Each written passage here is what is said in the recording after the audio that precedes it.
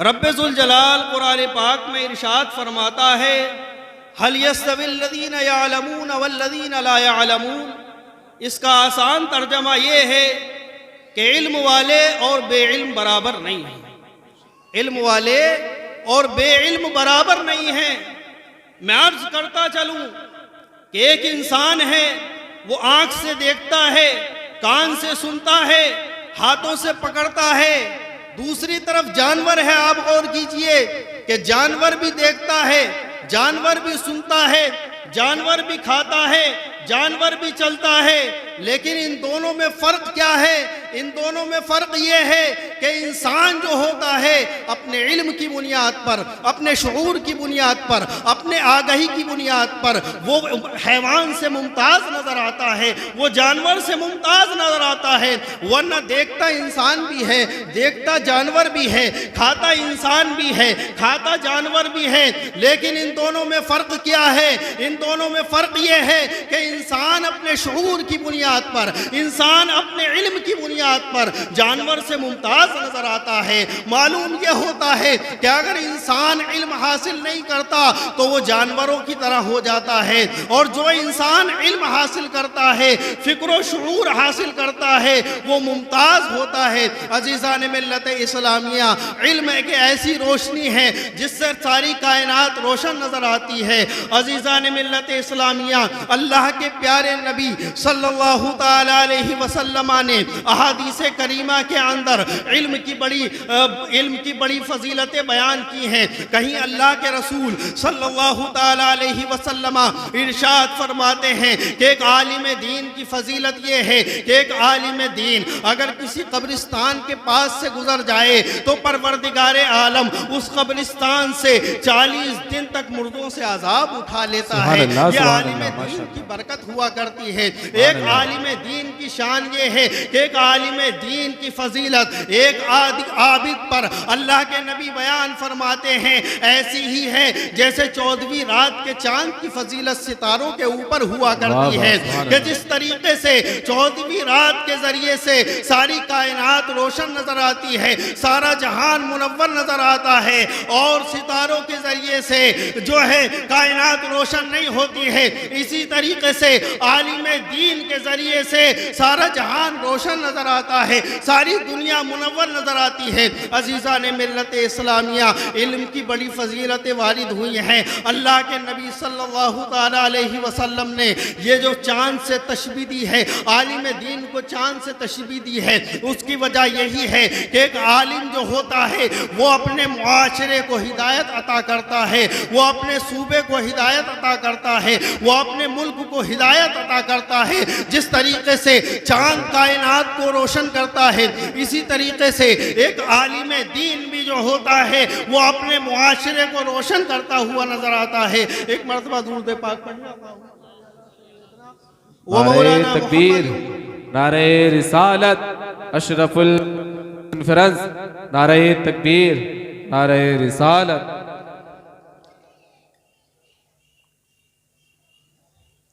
ایک مرتبہ اور درود پاک پڑھ لیں۔ اللہم صلی علی سیدنا و مولانا محمد مبارک وسلم، صلو علیہ الصلاۃ والسلام علیکہ یا رسول اللہ صلی اللہ تعالی علیہ وسلم۔ معزز سامعین، میں یہ عرض کر رہا تھا کہ اللہ کے نبی صلی اللہ تعالی علیہ وسلم نے حدیث شریف کے اندر علم کی بڑی فضیلتیں بیان فرمائی ہیں۔ ایک روایت مجھے یاد آتی ہے، حضرت ابو دردہ سے روایت ہے، وہ اللہ کے نبی صلی اللہ تعالی علیہ وسلم سے روایت کرتے ہوئے ارشاد فرماتے ہیں کہ اللہ کے نبی صلی اللہ تعالی علیہ وسلم نے ارشاد فرمایا کہ جو شخص علم دین کی طلب میں، علم دین حاصل کرنے کے لیے کوئی راستہ طے کرتا ہے، پروردگار عالم اسے جنت کا راستہ عطا فرما دیتا ہے۔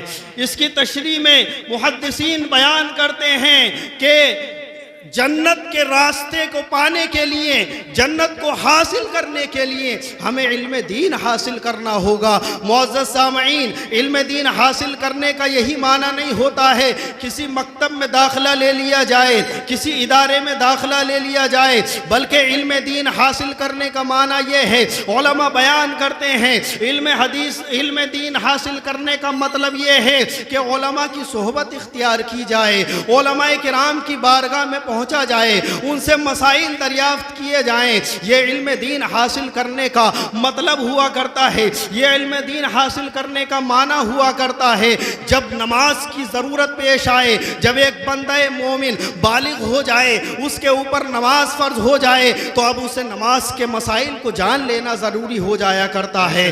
جب بندہ مومن کے اوپر حج فرض ہو جائے تو اس کے لیے حج کے مسائل کو یاد کر لینا، حج کے مسائل کو سمجھ لینا ضروری ہو جایا کرتا ہے۔ جب بندہ مومن پر زکوٰۃ فرض ہو جائے تو اس کے لیے زکوٰۃ کے مسائل کو جان لینا ضروری ہوا کرتا ہے۔ جب بندہ مومن کو روزہ رکھنا ہو تو روزے کے مسائل کو جان لینا ضروری ہوا کرتا ہے۔ تو یہ علم دین حاصل کرنا ہر مسلمان کے اوپر ضروری ہے، اپنی ضرورت کے مسائل کو جاننا ہر مسلمان کے اوپر ضروری ہے۔ جو مسلمان علم دین حاصل کر لیتا ہے وہ دنیا میں بھی کامیاب ہو جاتا ہے، آخرت میں بھی کامیاب ہو جاتا ہے۔ جو شریعت نے علم دین حاصل کرنا فرض کیا ہے، عزیزان ملت اسلامیہ، جو شریعت نے ہمارے اوپر علم دین حاصل کرنا فرض کیا ہے اس کو حاصل کرنا ضروری ہے۔ آج ہم اپنے معاشرے کے اندر دیکھتے ہیں کہ لوگ اپنے بچوں کو وکیل تو بنا رہے ہیں،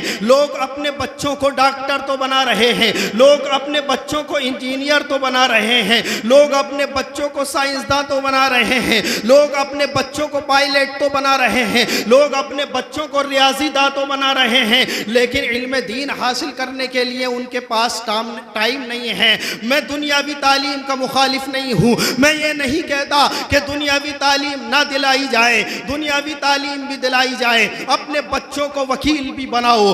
جیسے حالات آج چل رہے ہیں وہ کسی سے پوشیدہ نہیں ہیں، اگر قانونی کا چارہ جوئی تمہیں کرنی پڑے، اگر قانون کے دائرے میں رہ کر کے اپنے حق کو وصول کرنا ہو تو اس کے لیے آپ کو وکالت کی بھی ضرورت ہوگی، اپنے بچوں کو وکیل بنانا بھی ضروری ہے، اپنے بچوں کو ڈاکٹر بنانا بھی ضروری ہے، اپنے بچوں کو انجینئر بنانا بھی ضروری ہے، اپنے بچوں کو ریاضی داں بنانا بھی ضروری ہے، اپنے بچوں کو پائلٹ بنانا بھی ضروری ہے۔ لیکن اس سے پہلے، سب سے پہلے اپنے بچوں کے ہاتھ میں قرآن پاک دے دو، اپنے بچوں کو قرآن پاک کی تعلیم دے دو کہ تمہارا بچہ اگر کسی یونیورسٹی میں جائے، اگر کسی دنیاوی ادارے میں جائے تو پہلے قرآن کی تلاوت کرتا ہوا نظر آئے، قرآنی احکام لوگوں کو بتاتا ہوا نظر آئے۔ آج معاشرے کے اندر ہم دیکھ رہے ہیں کہ ہمارے بچے کالجز میں جاتے ہیں، ہمارے بچے یونیورسٹیز میں جاتے ہیں تو وہ دنیاوی تہذیب سے متاثر ہو جاتے ہیں،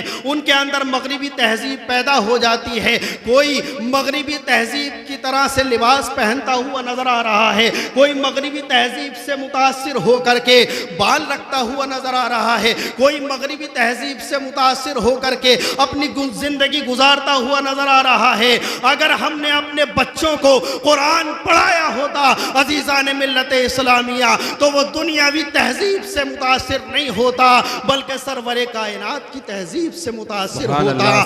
عزیزان ملت اسلامیہ، ہم اپنے آپ کو نبی کا دیوانہ کہتے ہیں، ہم اپنے آپ کو نبی کا عاشق کہتے ہیں۔ دیوانے کی شان تو یہ ہوتی ہے، محبت کرنے کی والے کی شان تو یہ ہوتی ہے کہ جس سے محبت کرتا ہے اس کی ہر ادا پسند آتی ہے، جس سے محبت کرتا ہے اس کا لباس بھی پسند آتا ہے، جس سے محبت کرتا ہے اس کا طریقہ بھی پسند آتا ہے۔ عزیزان ملت اسلامیہ، اللہ کے نبی سے محبت کا تقاضا تو یہ ہے کہ ہمارا لباس بھی جو ہے وہ نبی کے لباس کی طرح ہونا چاہیے، ہمارے بال نبی کے بال کی طرح ہونی چاہیے، ہمارا کھانا نبی کے کھانے کی طرح ہونا چاہیے، ہمارا پینا نبی کے پینے کی طرح ہونا چاہیے، ہماری زندگی کا ہر عمل اپنے نبی کی سیرت کے مطابق ہونا چاہیے، تب ہم غلام نبی ہوں گے، تب ہم عاشق نبی ہوں گے۔ عزیزان ملت اسلامیہ، بات ذرا دوسری طرف چلی گئی۔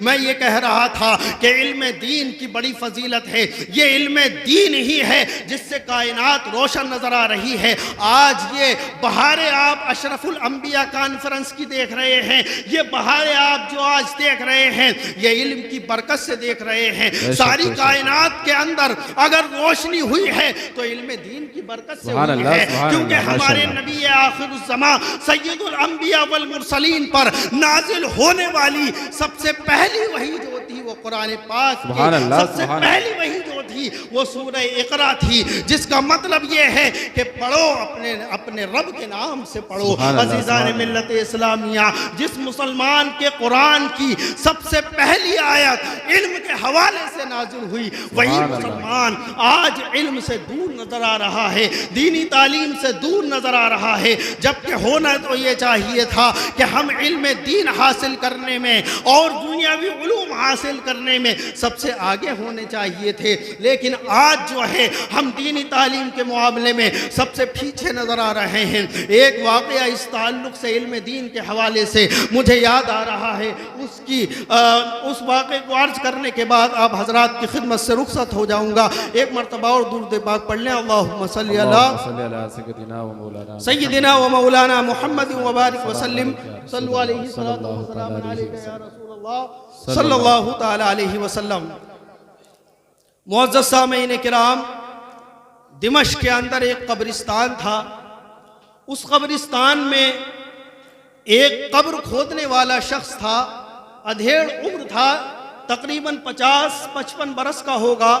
ایک زمانے تک وہ دمشق کے اس قبرستان کے اندر قبر کھودتا رہا۔ اتفاق سے اس کے ساتھ ایک واقعہ پیش آیا۔ ایک دن یہ ہوا کہ ایک عورت آئی اور آنے کے بعد اس قبر کھودنے والے شخص سے یہ کہا کہ ہمیں ایک قبر کھدوانی ہے۔ اس قبر کھودنے والے ادھیڑ عمر کے شخص نے کہا کہ ٹھیک ہے، تمہاری قبر تیار ہو جائے گی۔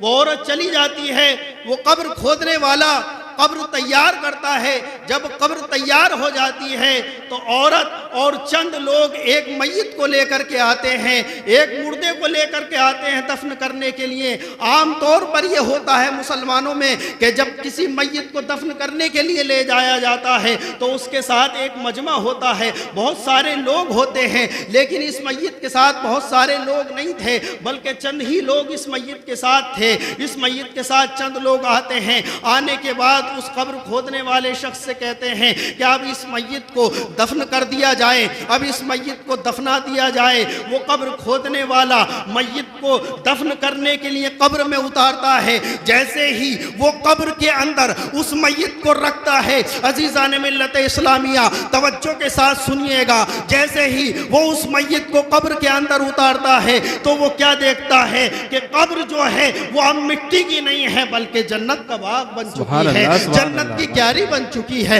روضۃ من ریاض الجنہ بن چکی ہے۔ وہ شخص دیکھتا ہے کہ دو سوار آتے ہیں اور مردے کو سوار کر کے جنت کے باغوں میں لے جا رہے ہیں، جنت کے باغوں کی طرف لے جا رہے ہیں۔ جب وہ قبر کھودنے والا شخص اس ماجرے کو دیکھتا ہے تو حیران ہو جاتا ہے، پریشان ہو جاتا ہے، اس کے اوپر غشی طاری ہو جاتی ہے، وہ بے ہوش ہو جاتا ہے۔ جب بے ہوشی سے وہ بیدار ہوتا ہے تو بیدار ہونے کے بعد کیا دیکھتا ہے کہ قبر میں مردے کو دفنا دیا گیا ہے۔ میت کے ساتھ جو چند لوگ آئے تھے وہ واپس چلے گئے ہیں، جو عورت آئی تھی وہ بھی واپس چلی گئی ہے۔ وہ بڑا حیران ہوتا ہے، بڑا پریشان ہوتا ہے۔ کچھ دن کے بعد پھر ایک مرتبہ اور وہی عورت جو پہلی مرتبہ آئی تھی، دوسری مرتبہ وہ عورت آتی ہے اور آنے کے بعد کہتی ہے اے قبر کھودنے والے، ایک قبر کی ہمیں اور ضرورت ہے۔ وہ قبر کھودنے والا کہتا ہے ٹھیک ہے کہ میں قبر تیار کر دوں گا۔ وہ قبر کھودنے والا شخص دوسری قبر تیار کر دیتا ہے، اس مرتبہ بھی قبر تیار ہو جاتی ہے۔ تیار ہونے کے بعد چند لوگ آتے ہیں، آنے کے بعد میت کو دفن کیا جاتا ہے۔ جب یہ قبر کھودنے والا میت کو دفنا رہا تھا تو اس مرتبہ بھی کیا دیکھتا ہے کہ اس مرتبہ بھی قبر مٹی کی نہیں ہے بلکہ جنت کا باغ بن چکی ہے، جنت کی بہاریں بن چکی ہے۔ جب یہ ماجرا دیکھتا ہے تو یہ ماجرا چونکہ پہلی مرتبہ نہیں تھا، اب یہ دوسری مرتبہ ہوا تھا تو اس مرتبہ بے ہوش نہیں ہوتا ہے، اس مرتبہ اس کے اوپر غشی تاری نہیں ہوتی ہے، بلکہ جب دفن کرنے والے جو جا رہے ہوتے ہیں ان کے پیچھے یہ بھی ہو لیتا ہے، اس عورت کو روکتا ہے اور روکنے کے بعد کہتا ہے اے عورت رک جاؤ، میں تم سے کچھ پوچھنا چاہتا ہوں، اے خاتون رک جاؤ، میں تم سے کچھ پوچھنا چاہتا ہوں۔ خاتون کہتی ہے کیا پوچھنا چاہتے ہو؟ تمہارا کام تو ہو چکا ہے،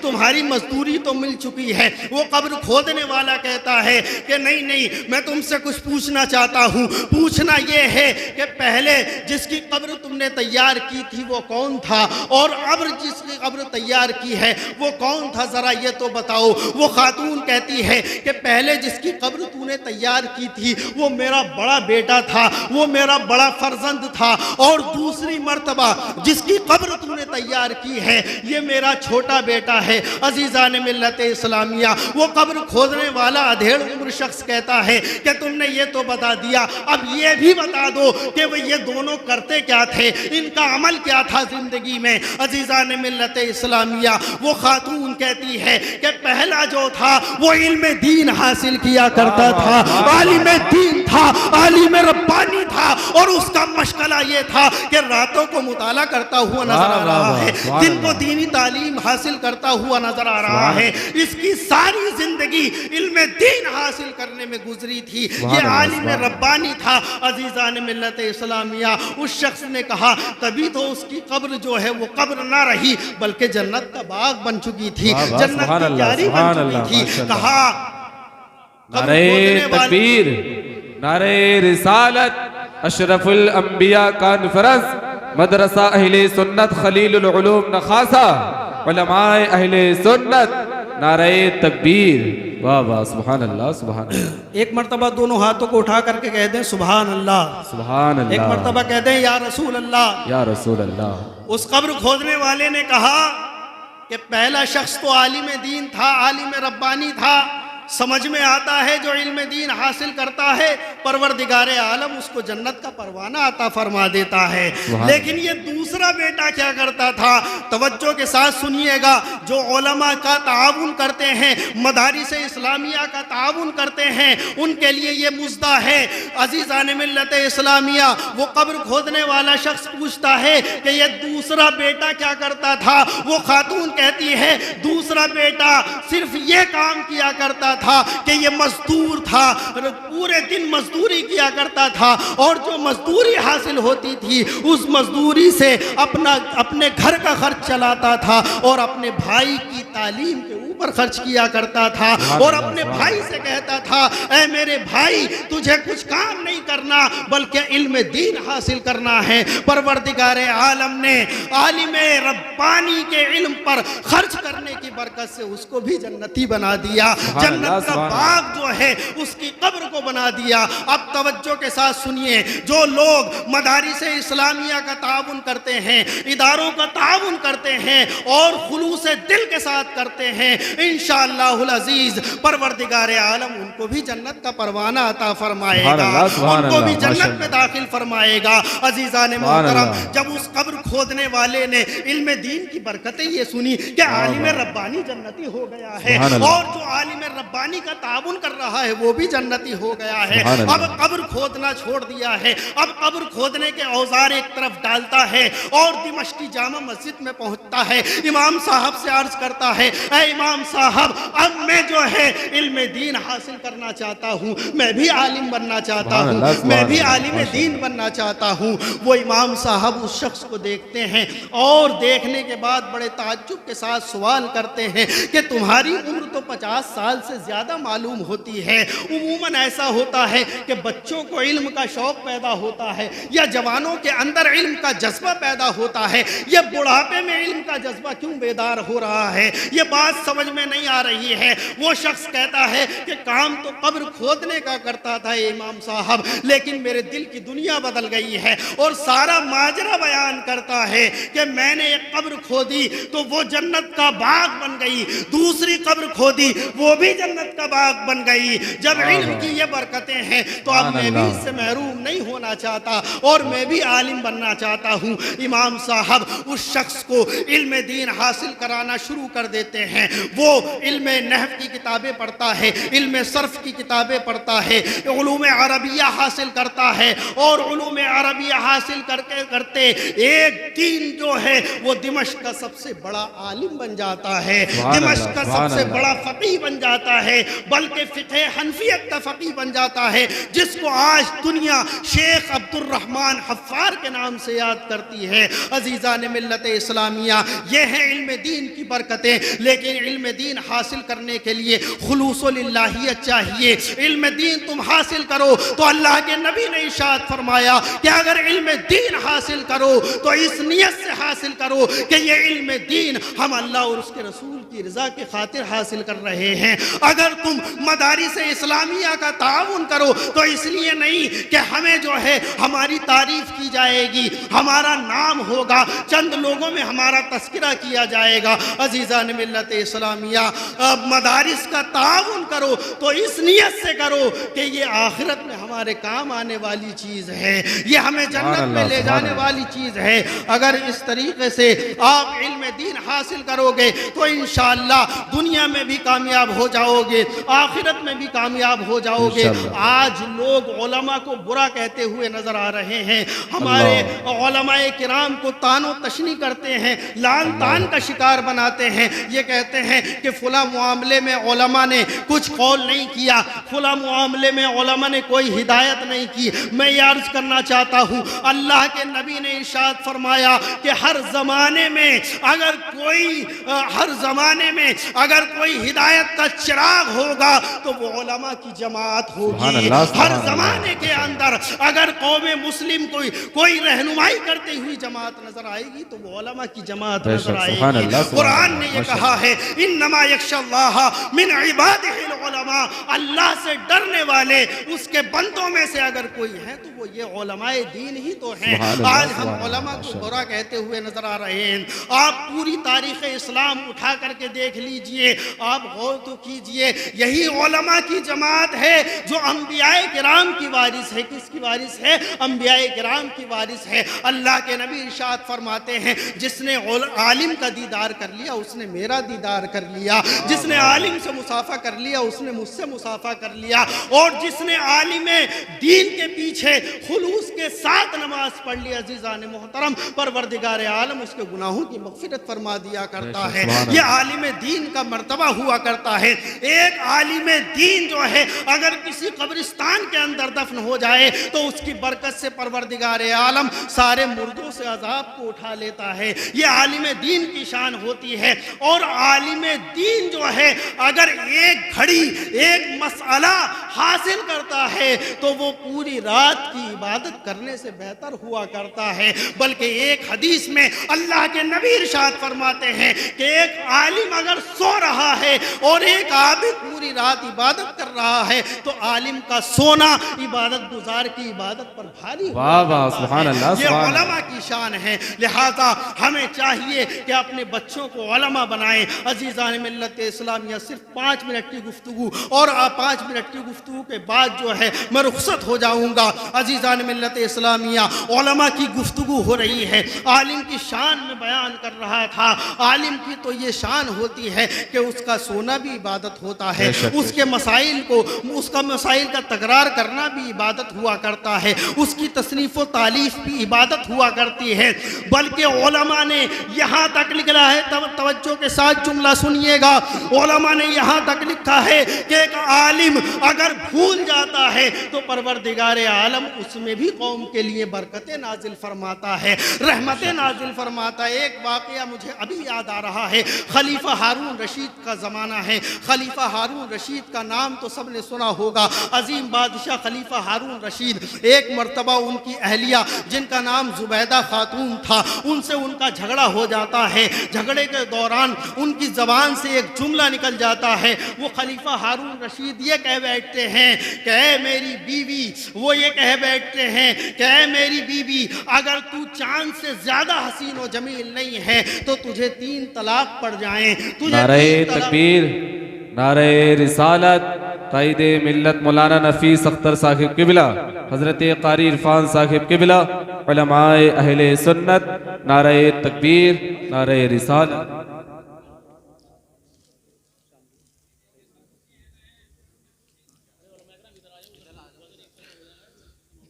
درود پاک پڑھیں ایک مرتبہ، اللہم صلی علی سیدنا و شفیعنا و مولانا محمد وبارک وسلم، صلو علیہ السلام علیکہ یا رسول اللہ صلی اللہ تعالیٰ علیہ وسلم۔ ماشاءاللہ منبر نور پر علماء کرام کی آمد ہو رہی ہے، آپ ان حضرات کی زیارت بھی کرتے رہیں اور میری گفتگو بھی سماعت کرتے رہیں۔ میں یہ عرض کر رہا تھا کہ خلیفہ ہارون رشید کی زبان سے ایک جملہ سرزد ہو جاتا ہے، وہ یہ کہتے ہیں کہ میری بیوی اگر چاند سے زیادہ حسین و جمیل نہ ہو تو اسے 3 طلاق ہو جائے۔ جب یہ جملہ کہتے ہیں تو اس کے بعد ان کے اور ان کی بیوی کے درمیان فرقت واقع ہو جاتی ہے، دونوں الگ ہو جاتے ہیں۔ عزیزان ملت اسلامیہ، خلیفہ ہارون رشید بڑے پریشان ہوتے ہیں۔ ایک مرتبہ فجر کا وقت تھا، وہ فجر کی نماز ادا کرنے کے لیے اپنے وقت کے ایک عالم جن کا نام حضرت بہلول دانا ہے، ان کو آپ نے مجذوب کی حیثیت سے تو سنا ہوگا، انہوں نے ان کے آپ نے کرامتوں کے واقعات تو سنے ہوں گے، علم کے حوالے سے یہ واقعہ بھی سنیے۔ نعرہ تکبیر، نعرہ رسالت، مفتی نسیم صاحب قبلہ، نعرہ تکبیر، نعرہ رسالت۔ خلیفہ ہارون رشید فجر کی نماز ادا کرنے کے لیے کس کے پیچھے جاتے ہیں؟ حضرت بہلول دانا کے پیچھے جاتے ہیں۔